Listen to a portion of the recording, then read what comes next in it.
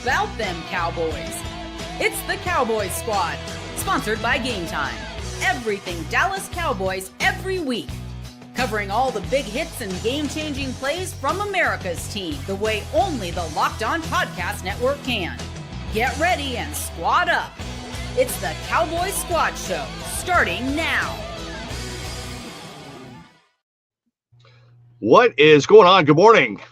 Great to be with you on this Thursday. Welcome to another edition of the Cowboys Squad Show. The countdown to Cowboys Training Camp continues, and we are now less than 2 weeks away for the start of Cowboys Training Camp. Cannot wait.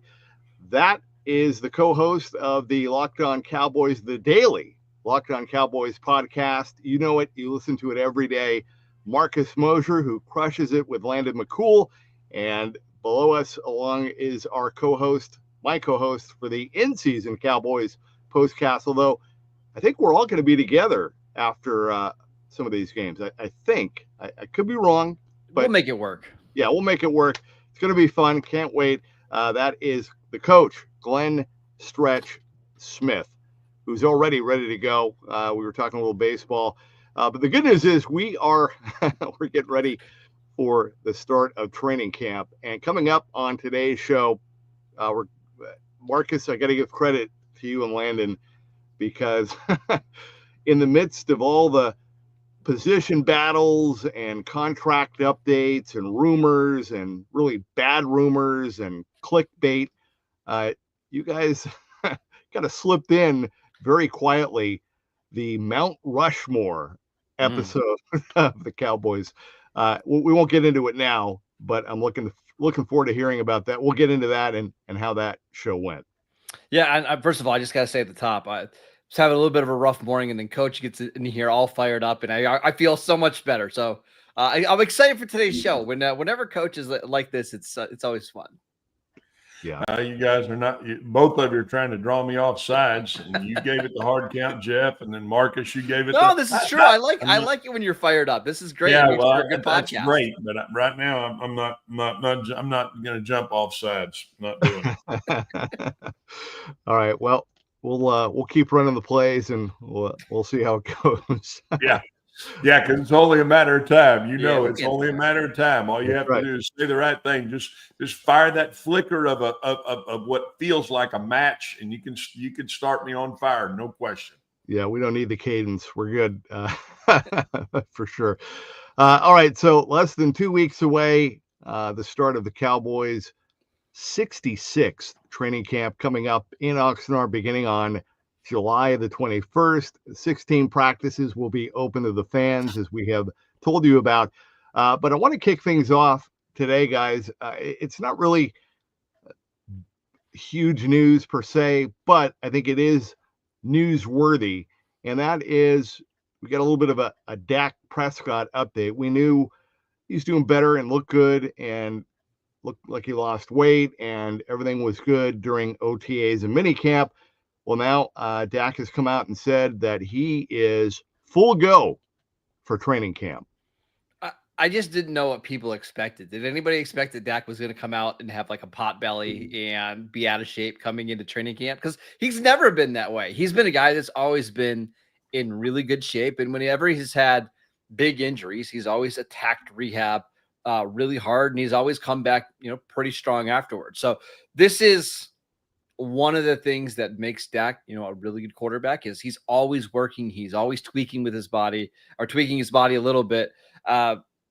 I didn't expect anything different. I think the biggest thing is that he was able to participate in OTAs and mini camps. We saw that a month ago. So what he said to some media people shouldn't be shocking to us at all. I mean, I'm not, as far as how he's physically done. I mean, I do know that he'll work hard. I mean, he is a set the example type guy, just like he set the example to go get his slot receiver out of the Crowbar Hilton last Sunday. I mean, he's not afraid to go help teammates, and I mean, he keeps himself in great shape. That's a good thing. What do you make of there's a lot of talk in addition to that of this chemistry that apparently is developing between Dak and new acquisition George Pickens. Do you think that's just hype? Do you think it's just, again, filling time here in the offseason? I do think that when you get a new, you're the leader of the team, you're the face of the franchise right now, which Dak is, your owner and your GM goes and makes a bold move to bring in a receiver that, you can read all about him in Pittsburgh, was somewhat disgruntled, all the things that have come about since his time in Pittsburgh was there. And they bring you a guy. They say, hey, here's the best guy that our pro scouts have graded that we can get in here. And then, Dak goes and embraces him, starts teaching him the offense, starts working in the offseason with him, starts doing all those things. It's all the optics that you want to see. I believe as a Cowboy fan and as somebody who follows this team, that's what you want to see your starting quarterback do. You want to see him step up and go, put your arm around a guy who they basically, let's be honest, they brought George Pickens in here for Dak Prescott, knowing that he needed a 2 receiver.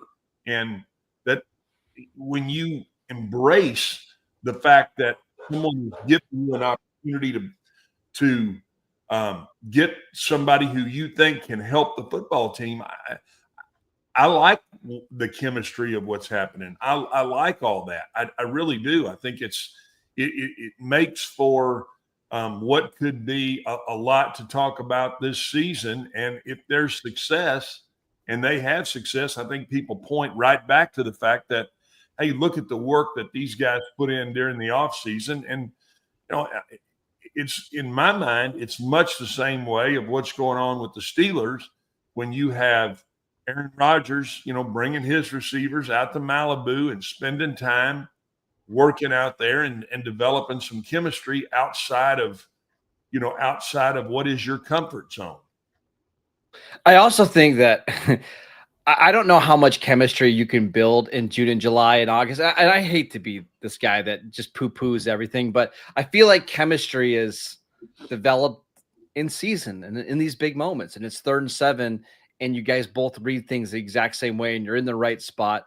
I mean, I think it's great that Dak and Pickens are working out privately, and they've been working out in mini camps and OTAs. Like, that's all great news. But I don't think we're really going to know what their chemistry looks like until we get onto the field. And I think that's always the struggle with some of this stuff. Like, we've heard in previous seasons, guys that have had great chemistry with Dak. And I can think of when, hey, Jalen Brooks and Dak are really connecting, and Jalen Tolbert's been ready to go. And Dennis Houston was a guy that had a great offseason with Dak. Until you get into these games, I don't know how much it really matters. And Coach, again, I apologize for being negative this morning, but that's just the way I always kind of feel. Like, I need to see it in an actual game against a real life defense before I get too excited about it. Yeah, I'm not, and that's not what I'm not discussing what is going to happen on the throwing field. that out there. I'm discussing guys that are trying to come together as individuals, because guess what? Before you really have an opportunity to say, can we bond as a team? Do we click? Are there certain ways that guys perform on the field? I'm talking about you got to connect with one another personally. And the way you do that is going to Hooters and eating wings on a Wednesday night and watching the Rangers get their ass kicked. Or, any of the other things that you could do to create a bond with somebody. I'm not saying that it's going to necessarily translate on the field. I remember we went back, and this was about 97, 98. We were studying a lot of what Alex Gibbs was teaching. Maybe it was 2000, but Alex Gibbs was teaching running the zone play and how they were running zone in Denver and why they were having so much success running the zone play. And they had Davis. They had some really good running backs. But we spent a ton of time looking at the scheme, studying the scheme, understanding how we wanted to do it. We even went early into training camp, and we were going to run some zone because we had lost Daryl Johnston, was kind of moving on and getting a little long in the tooth, and we were trying to extend Emmett's career, and we were wanting to kind of transition from a 2-back offense to a 1-back offense. Anyway, I say all that to say that we put a lot of time and we spent a lot of time looking at it. And I'm talking about, having lunch and bringing lunch in and looking at it and creating a bond between everybody. And then we go out and we get the block in it. I'm telling you, we spent a lot of time talking about steps and how to do things and running the inside and outside zone. Well, we get out there to run it. And guess what? We go about, 5 or 6 practices. And Emmett didn't like it. He didn't like how it felt. He wasn't a real patient runner. He wasn't one of those guys that could widen holes. He's not one of those guys that could chase the outside hip of the tight end and really run and then cut it back in there. He was a guy that was a one-cut guy. And as soon as he saw a color flash or a helmet change this or something happen, bang, he'd cut it right back. And then he was into the hole, and then we know what he could do as far as making the safety miss. He was the best of all time, and I don't know that record will ever be broke. The point I'm making is Emmett was not a zone runner. Emmett was a downhill runner. Emmett was a right there. He was a right there, A gap, C gap. That's where he wanted to go. And so the fact that we spent a lot of time, and we were building a chemistry and a bond with running zone. Our running back didn't like running zone. He didn't like the feel of it. It wasn't his thing. And so I'm not necessarily saying that it's going to transition onto the field. I'm simply saying that I do think it's good when guys can spend time together. I don't give a crap if they go to the hockey game or whatever, but just bond as a team, knowing that you've got to have the other guys back, and knowing that in this town there will be adversity and people are going to they're going to get after you. And especially if you have a 3 or 4 game losing streak. And the one thing you better have is that guy next to you. You better have his back, because if you don't, nobody else will. Yeah. And I 100% agree with you, by the way. I remember a story reading a couple of years ago about when Matt Stafford joined the Rams. One of the things that he did with Cooper Kupp is they had this breakfast club. What they would say is they would get in at like 6 o'clock in the morning. They would have breakfast together, and they would just watch old games, old all 22 games, not even of them, just of other teams. And it was just a good way for them to connect, sit back, talk, see the game the same way. And Puka Nacua did that the first year that he got drafted by the Rams. He joined that little breakfast club, and he talks about how those, our little meetings in the morning really helped him grow with Stafford, even more so than their on-field work. So we've heard time and time again these players talk about how, going to dinner or going to Top Golf and hanging around for a little bit, that's what builds chemistry. That's what builds relationships. And I think that's what not only Dak and George Pickens are trying to get done now, but you see anywhere you see CeeDee Lamb right now, you see George Pickens. And I think they're trying to grow that connection and that bond as well. So I'm right on the same page with you, Coach.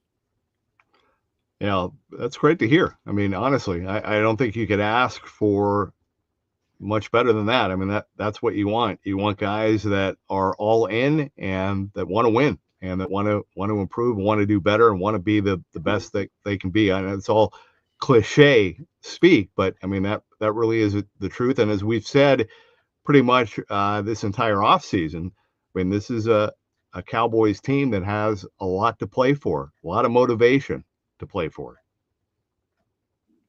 Yeah, I mean, this is they can't afford to get off to a slow start. I think that's one of the reasons why you're seeing so much of this off-season bonding and you're trying to work on the chemistry, is because their schedule is incredibly tough out of the gate, starting with Philadelphia. Yeah. They're not as good as they were a couple years ago, where they can get off to a slow start and then string together 7 or 8 wins in the middle of the season. Like it's going to be a war right out of the gate. And I'm telling you, fellas, I just know how this town is, and they're starved for a team to win in the playoffs. They are starved for something else. And, you know, there's a lot of people around here who are taking a look around and they're like, we hired a first-year head coach.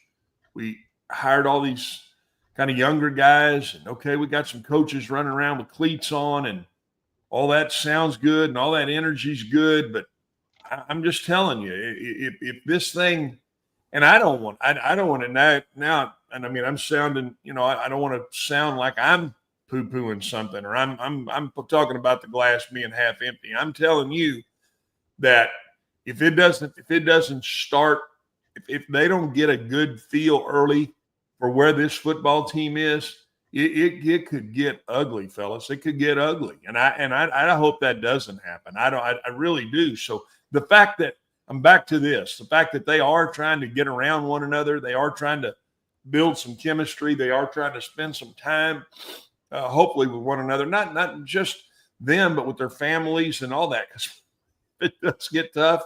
I'm going to tell you who you got. You got that guy next to you, and that's about it. Yep. All right. When we come back, we're going to get into the Cowboys Mount Rushmore. And if you would like to weigh in and share your thoughts on that, we would love to hear from you via the comment crew. But when we come back, really quickly, I have to mention another rumor. I know it's this time of the year, but I'm always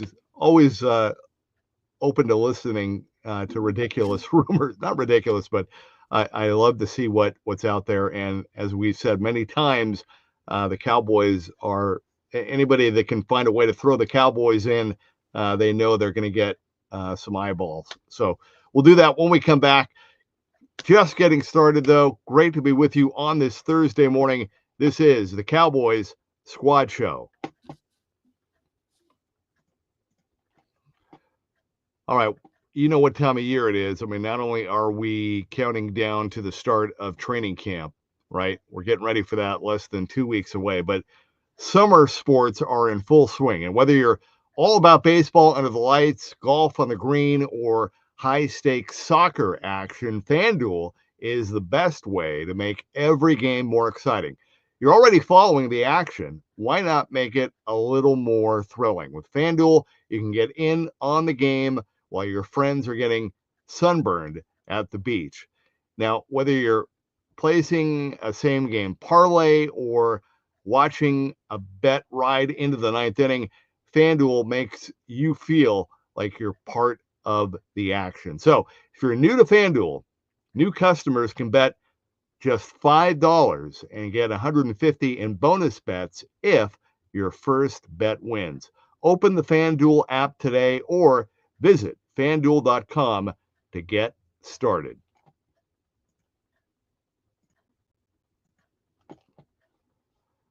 All right, welcome back to the Cowboys Squad Show. That's Marcus Mosher, co-host of the Daily Lockdown Cowboys podcast, and the coach, Glenn Stretch Smith. Coming up, we're going to get into the Cowboys Mount Rushmore episode that Marcus and Landon recently did, and they got a really, I think, a show that I can't wait to hear coming up. We'll tell you what that is as well.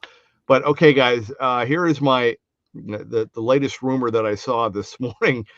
We know Trayvon Diggs is here, and he's got some things going on that he's working through. Well, it's been a different kind of an off season for his brother, Stephon Diggs.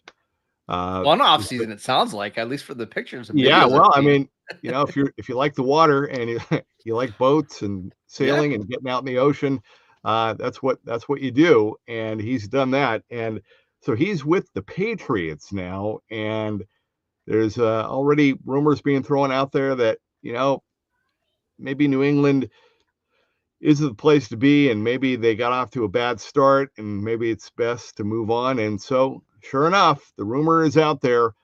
How about Stephon Diggs to the Cowboys? What do you think? I mean, would that work? No. You could only have one troubled receiver in a room at one time, right? And I actually think the dynamics right now work really well because you've got a pecking order, right? You've got CeeDee Lamb, you've got George Pickens, who's going to be the clear-cut number 2. Jalen Tolbert's really destined to be a number 3 receiver, and then everybody else is competing for snaps. Kevontae Turpin has his role. You add Stephon Diggs in here. This is a former all-pro receiver that still thinks he's an all-pro receiver that probably wants to get targeted like a former all-pro receiver. Yeah. And now you're just creating an unnecessary headache. You're already trying to fit in a new receiver that you traded for this offseason. Listen, I like Stephon Diggs. I think he can still be a good player, but he's at a different stage of his career. You think about it, he was in the same draft as Amari Cooper. And what are we thinking about kind of Amari Cooper at this stage, right? Stephon Diggs has had multiple big injuries. I understand the connection because it's Trayvon's brother. Stephon's also coming off the torn ACL. It's just a headache that you don't need right now. Yeah, I mean, I've seen, I think daily, and it's not just this that I see. I saw some guy from CBS posted a 14 trade with there you go. Brock. No, I'm serious. Brock Purdy going to it had the Saints involved. They were going to Brock Purdy going to Miami. Tua going to the Saints. It had. I mean, it's almost like to get clicks. And then I saw today where somebody from Yahoo Sports put out, well, Shadeur is fixing to reunite with Travis Hunter. And I mean, I just think we're at the time of year where guys are absolutely just, hey, there's the dartboard over there. What did that hit? Oh, let's make, so I'm putting very little stock into that. I think if the Cowboys truly would have wanted Diggs' brother, they would have made a play for him before they got Pickens in here. Yep. It is July 10th. This is July 10th content, right? People talking about wild trades that'll never happen. It's also when people come up with stupid ideas like, Cowboys Mount Rushmore and all that kind of stuff. Hey, now come on now. Right. Jeff, you ever take your kids to the circus? You ever remember that? I did. Before the circus, Yeah. Cotton candy and popcorn, all kinds of things going on before the show really started. Y'all need me to keep going? No, we're good. It's just the lead into what we need to get really going here, which is the season needs to get going for crying out loud. Did you ever try those circus peanuts? They're like the chewy kind of peanuts before. No, I can't say that I've been there, but I can tell you this: I've eaten enough. I've eaten enough of that cotton candy to float Queen Mary. Yeah, I'm not. I can't eat cotton candy. Ugh. It's just too much sugar. Oh, and what? Now you're telling me you can't do Krispy Kreme donuts either? No, I mean those are easy. Those just go down like nothing, right? Yeah, exactly. It's the same thing. Yeah, you're right. You're right. That's fair. Listen, fair this point. is real quick. This is the side off because we're getting silly. How many Krispy Kremes do you think you could eat in a row, Coach? If you that's all your goal was to just sit there and eat as many as you can. How many do you think you could do? Are you hungry? All right, let me ask you. What have I got to wash it down with? Whatever you want. Okay. Oh, a dozen. Just before you could figure out even what was going on. If they're hot, then the sign needs to be on. But if they're hot, I can right off the conveyor belt, right into your mouth. I could hammer a dozen easy, and then I'm gonna lay in the floor for about 2 hours afterwards because they're gonna expand in your stomach, and you're just gonna be like, "Oh my gosh!" But a dozen easy. If they're hot, a dozen easy. July easy. Content talking about Krispy Kreme donuts. There you go. All right, so let's get into this now. You and Landon had a really fun episode that you, like I said, perfect time to slip it in. Your Cowboys Mount Rushmore. I'm curious before we'll tease it. I think we'll give the results after our next break in a few minutes. But let me ask you this: was it difficult, and did the episode go the way that you thought it would? Well, what makes it challenging is we decided to not include coaches because I think if you include coaches, then Tom Landry and Jimmy Johnson are probably both on the list, and that makes things a little bit easier. Now you're picking just 2 other players, but the hardest part that we had was I had to convince Landon that there was only 4 heads on Mount Rushmore and not 5. He's never been out there before, so he wanted to stick another player on the mountain, but no, narrowing it to 4 for a team that has had this much success over that many decades, it's really hard because now you're picking like one triplet. Who do you think is the most valuable between Troy Aikman, Emmitt Smith, Michael Irvin? Do you include a Cowboys offensive lineman like Larry Allen, who a lot of people might think is the best guard of all time?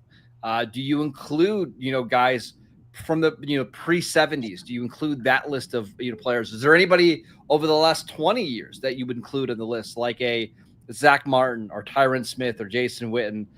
We should debate it. Well, because I'm sure Coach is going to have maybe some different names than what we put out there, but it's a very, very challenging exercise to think about who are the 4 most important and best players from the Cowboys throughout their franchise's history. Yeah, that makes for a very interesting discussion, and it's also probably going to show your age, which I know, Marcus, you like to bring up a lot. Hey, well, hold on, listen. No, you might be that's surprised. exactly what you just did. You just said, "Hey, it'd be a stretch. Why don't you pull out your art card and show it to me?" That's what you just did. Well, listen, you might be surprised at the names that we ultimately chose in the list. So just hold your horses a little bit. I'm all about. I'm the one thing I can assure you that I know. God gave you 2 ears and 1 mouth, and you should listen twice as much as you talk. So I'm all ears. I did my best because listen, my childhood Cowboy teams were like the 2002, 2003 Cowboys, right? So I try to include like my guy Antonio Bryant, and Quincy Carter. We weren't worth a whiskey crap. I know, but those are my teams growing up. Like, you had no idea how excited I was about Antonio Bryant as a kid. So, like, I tried my best to try to fit as many of those guys on the list, but as you might expect, they didn't make it. Wow. Okay. Well, I'll tell you what. We have just a real long break coming up here, and then we will dive right into that. So, stay tuned. We're going to get into it. Don't go anywhere. The Cowboys Mount Rushmore Part 2 here on the Cowboys Squad Show.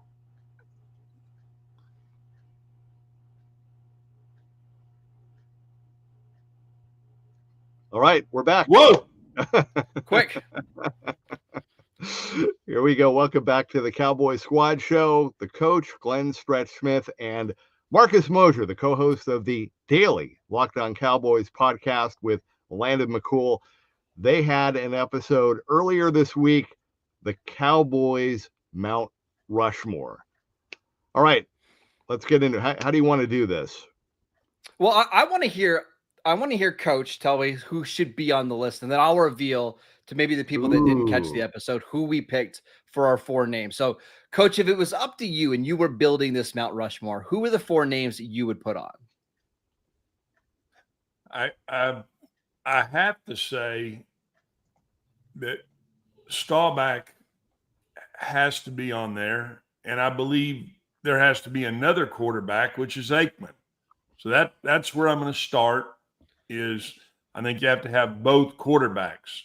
I think you have to have the NFL's all-time rushing leader, and after that, that's where I think the discussion really starts. Is who is the 4th guy? And then I start agreeing with Landon, because what I'm wondering is, did he, when he was talking about having a 5th guy, I mean, did he have his hard hat on and his chisel, and was he ready to go up there and start working? He wanted to, I think. Yeah, although I don't think he wanted to travel on the next guy. Yeah, so that would be that's my start.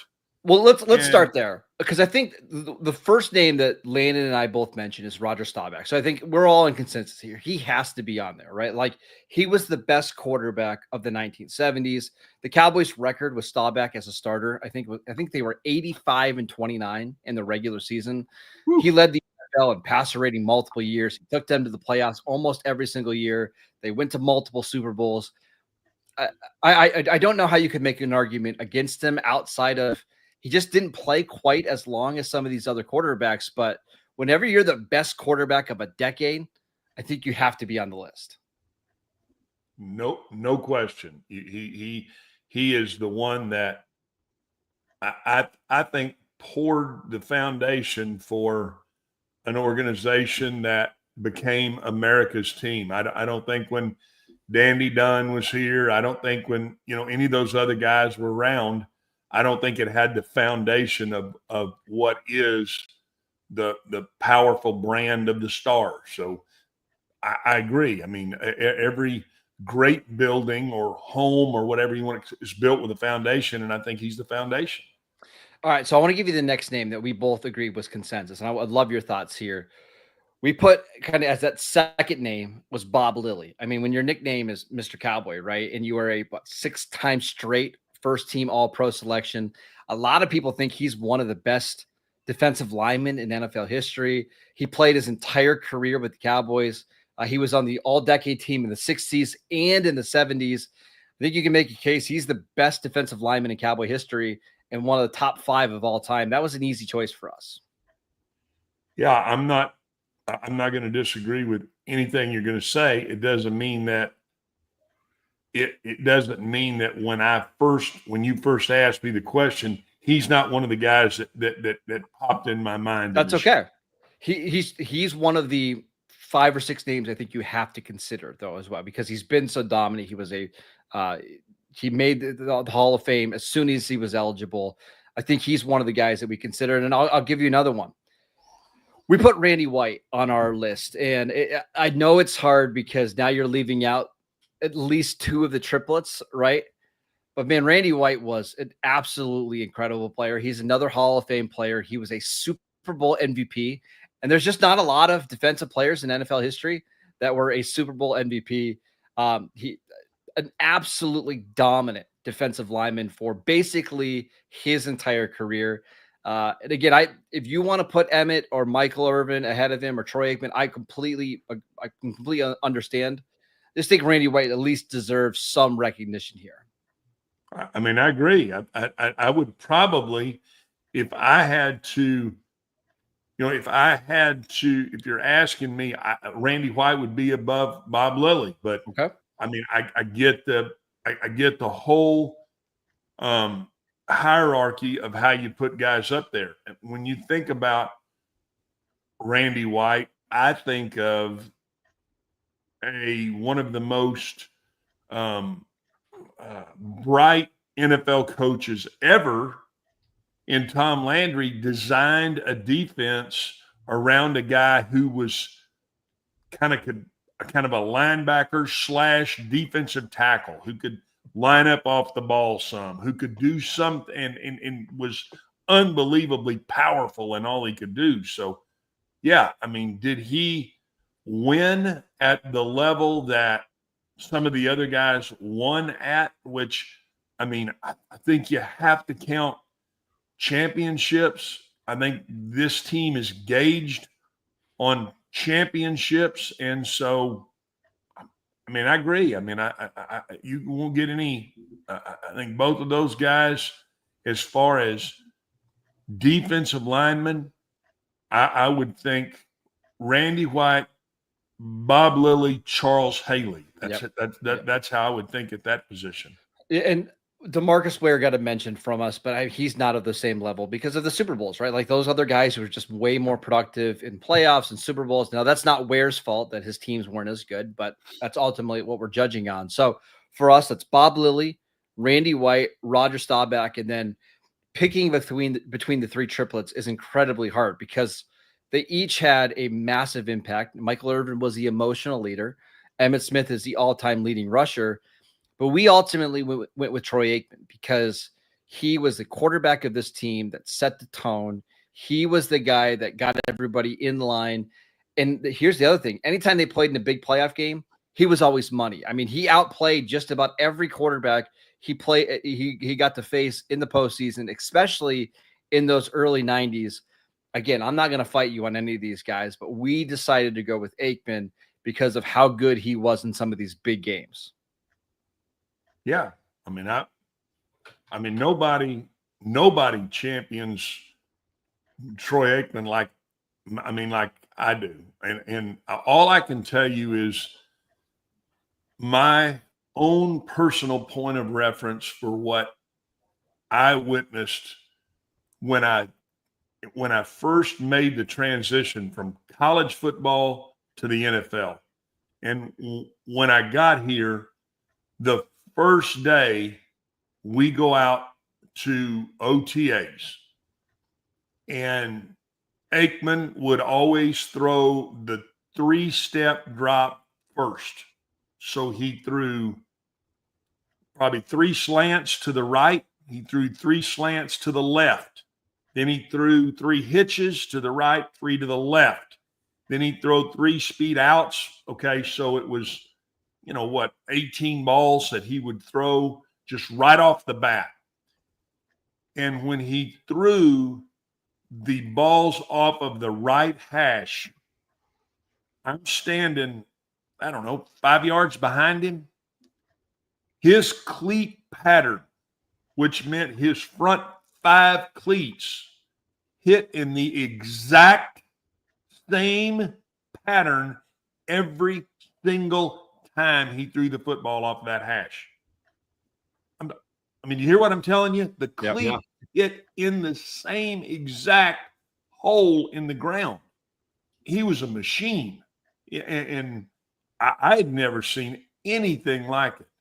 Now, I'm gonna tell you that I've been around a lot of people who worked out as hard as anybody, who kept themselves in the most incredible shape. We could go Larry Allen, who was he could bench press the world. I was in there the day that Rocket jumped. He bench pressed 700. It was ridiculous. There were so many plates on there. The thing was, I was standing in the weight room and I couldn't believe it. But I'm telling you, what I witnessed with Michael Irvin was someone who failure was no option for him. None. I've never seen an individual push themselves as hard as I saw Michael Irvin push himself. And let me tell you, there wasn't nobody around. It was June, it was July. It was nobody in the building.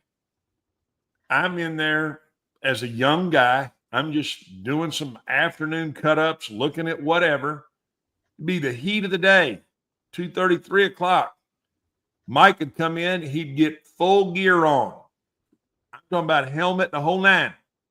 And he would strap that thing around his waist, and he'd go out there with that sled. And I remember him telling me multiple times, Stretch, I'm going to pull this sled till it won't go another effing foot. And he drove himself to an unbelievable success level. Now you're going to say, okay, does that mean that he belongs up there? What I'm telling you is I would be shocked if there was anybody in this organization who has ever worked as hard as Michael Irvin worked. And I'm going to finish by saying this.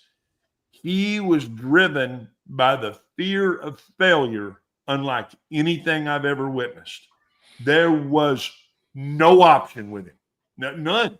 And you go back and you watch, I couldn't sleep the other night, flip the TV on and you watch, the Miami Hurricanes, all about the U, or I don't know what the 30-30 is. Yeah.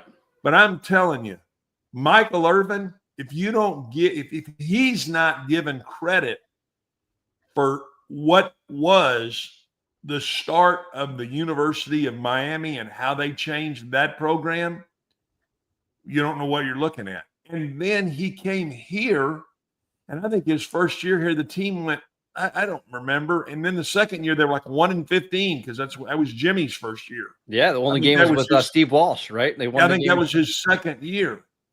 And then to think this team then went to the level where they should have won. We should have won 4 in a row. And he was the catalyst in that. So I'm just sharing with you my own point of reference for what was an unbelievable option. It just wasn't an option to fail. And I'll go back to what I was saying before we went on air. That's what makes me mad about the Rangers. They don't have any damn fight like that. There you go. So you wouldn't Okay. appreciate me putting Troy Well said. Hambrick ahead of Michael Irvin than on my Mount Rushmore. Told you those 2001, 2002 Cowboys were some of my favorites. But no, we have no issue with Michael Irvin, but ultimately our final list was Bob Lilly, Roger Staubach. So that's a 60 player, a 70s player. Randy White played the 70s and 80s, and then Troy Aikman. Again, feel free to disagree. There's a lot of players that deserve mention. Landon, his favorite player of all time is Darren Woodson. He put Darren Woodson, at least in the conversation. We talked about Woodson as well. One of the most smart, versatile defenders that the league has ever seen. But when you have a history that is this rich, man, it's really hard to leave out guys like Emmitt Smith, who again is the all-time leading rusher, or Zach Martin, who has like 9 first-team all-pro selections, or Larry Allen, who a lot of people think is one of the best offensive linemen in NFL history. It's very, very challenging. Yeah, and I mean, there's no question. My initial response would be you put 2 quarterbacks and 2 defensive linemen. Does that mean that they're the greatest Cowboys ever? I think it leads for great discussion, and it's such a great discussion that we went through this whole segment and Jeff Biggs hadn't said crap. I was going to say one of my highlights, one of my childhood memories, my grandparents lived in Thousand Oaks, and they took me to Cowboys Training Camp in the 70s. And I remember I got a little blue Cowboys autograph book and got to go on the field after practice. And I remember, I mean, as a little boy, I mean, those 70s Cowboys were larger than life. I mean, Staubach, Tony Dorsett, you mentioned, how about Ed Too Tall Jones, Harvey Martin, I mean, Drew Pearson, another guy. I mean, it was incredible. And what an amazing, as you said, Marcus, the history of the Cowboys and the organization, and just the fact that they really, I think they put the NFL on the map in the 70s, with their rivalry with the Steelers. And then they took the league to another level with the late 80s, 90s Cowboys with the triplets and Troy and that group. I mean, that we've talked about this before. I mean, that team catapulted the league to a different stratosphere. So it's really, it's remarkable. And, for Cowboys fans, I mean, what a legacy and what a history. Coach, is there anybody on the roster right now that could eventually crack that list? I mean, that's a really hard, 4 names to get by, but is there anybody on this team right now that he has even an outside chance of getting there? No, I don't see it. I mean, when that, maybe Micah, that would be the only one, right? If Micah, sometimes I look at things a little different. Like, I like what you're saying as far as, okay, well, let's think about reverse handicap in this situation. My question would be, if you think about it, who you left off, and then think about saying, okay, is there anybody on this team right now that would be better than Larry Allen, Darren Woodson, that would be better than Drew Pearson? That would be, we could just sit here and start naming guys, and I don't think so. When you look at how Jimmy put together the team, which was, he was coming from Miami, so he had, he had his personal feelings about Russell, Maryland, and Emmett, because he had seen Emmett at Florida. He knew all of these. He knew all of these little things. He loved Darren Woodson because Darren Woodson out of Arizona State was kind of a hybrid linebacker, safety. He had the vision for where he was going and what he wanted to do. And then so did Tom Landry, and so did, I'm drawing a blank on the GM for the Cowboys back in the Landry days, Gil Brandt, and how he put together and how they went out and scouted. I mean, I think about Thomas Hollywood Henderson, absolute freak athlete out of Langston College. He was a freak athlete. I mean, they ran a reverse in the Super Bowl and flipped him the football as a linebacker. I mean, you know, there's so many guys to talk about. To answer you, that's a long answer to your question. I don't see anybody right now. I got one that's not a player. I think that CD, if he could have some longevity, you know, might get in the conversation, but no. I got one that's not a player. And I know this guy is very controversial, but Jerry Jones has had a pretty big impact on the Cowboys and the NFL, right? If you wanted to put a non-coach up there, I think when a lot of people think of the Dallas Cowboys, they think of Jerry Jones, and that would be one of the reasons you put him up there. But are you taking off Roger Staubach to put Jerry Jones on there? I wouldn't, but at least that's somebody who I think deserves mention. That's fair. Absolutely. Yeah. Okay, we're going to take our final timeout. When we come back, I want to do a little preview of what's coming up, Marcus, with you and Landon, and also we'll get some final thoughts, and we'll look ahead to the start of training camp, now less than 2 weeks away. This is the Cowboys Squad Show on a Thursday.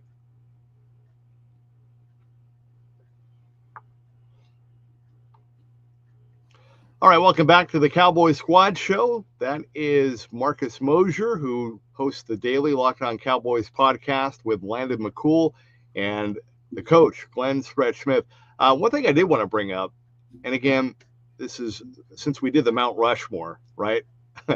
I saw this during the week. ESPN did their list of top 10 edge rushers, and they put Micah at number 3. Jeff, you're going to get me all fired up. It's ridiculous.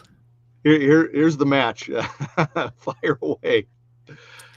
It's the top 2 edge rushers in the NFL have been the top 2 edge rushers for the last 3 years, and it's Myles Garrett and Micah Parsons. And I think that's the order.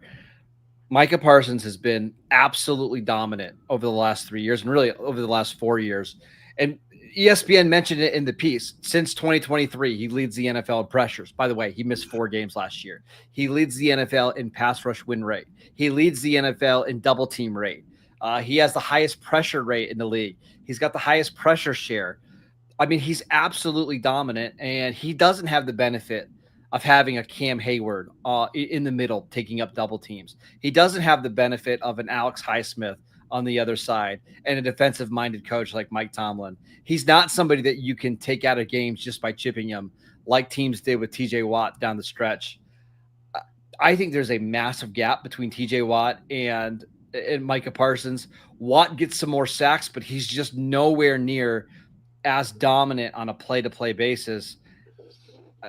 I don't get it. It's wild to me. In fact, in the ESPN article, they interviewed 70 general managers, decision makers, coaches, and scouts, and one put Micah Parsons as the 6th best edge rusher in the league. Whoa! I'd like to know where that guy gets his glasses, because clearly they're not working.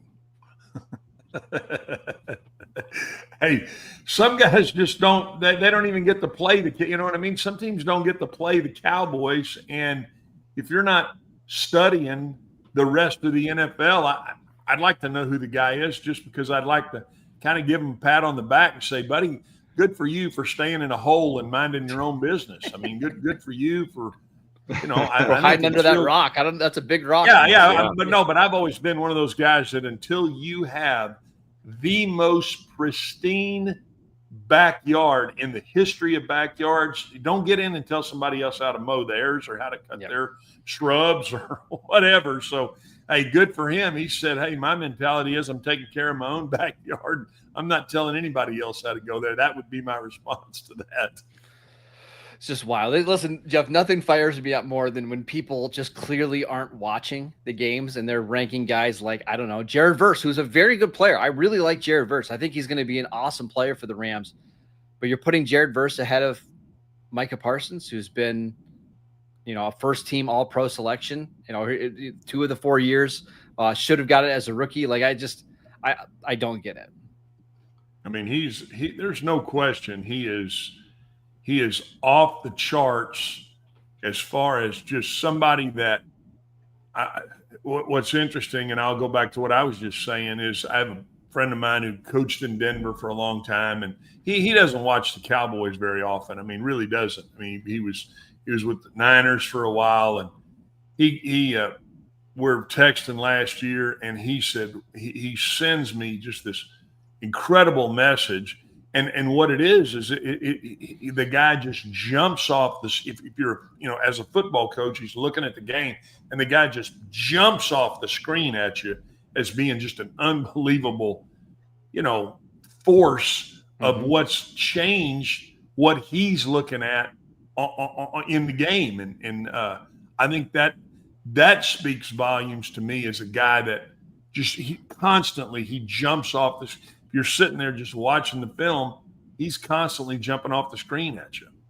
My wife, who does not watch football, we were watching a game last year, and she said that number 11 moves a lot faster than everybody else. And sometimes that's all it is. Like, you don't need to be this grizzled scout to see these things. Like, it's so obvious to people that are actually watching the games, Coach, that Micah Parsons is different. And the only other guy in the league that's like that is Myles Garrett, and he's 30 pounds heavier than Micah, moving at the same speed. Yeah. So to me, those are the clear 1 and 2, and then there's everybody else. Yeah, that's fair. And then you go to LT, and now let's go to the Mount Rushmore of defensive ends. I'm with you. All right.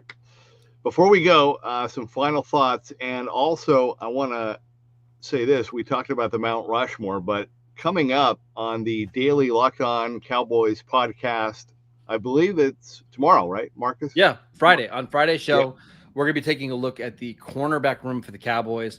We'll go player by player, discussing our expectations for them in training camp and into the season.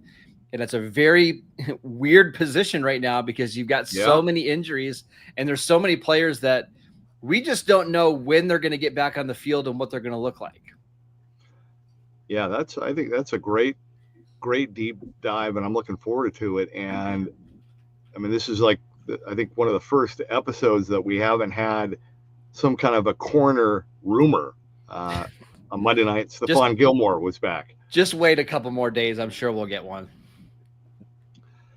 Yeah. And I mean, I'm curious how in flux, or how not in flux, but it's a legit question mark, right? I mean, we kind of have an idea, but we don't know. Yeah, and I think the good thing for the Cowboys here is that there's still a lot of depth in free agency, whether it's Stephon Gilmore or Mike Hilton or Rasul Douglas or Asante Samuel. Like, these guys, I got a feeling, are still going to be available a month from now.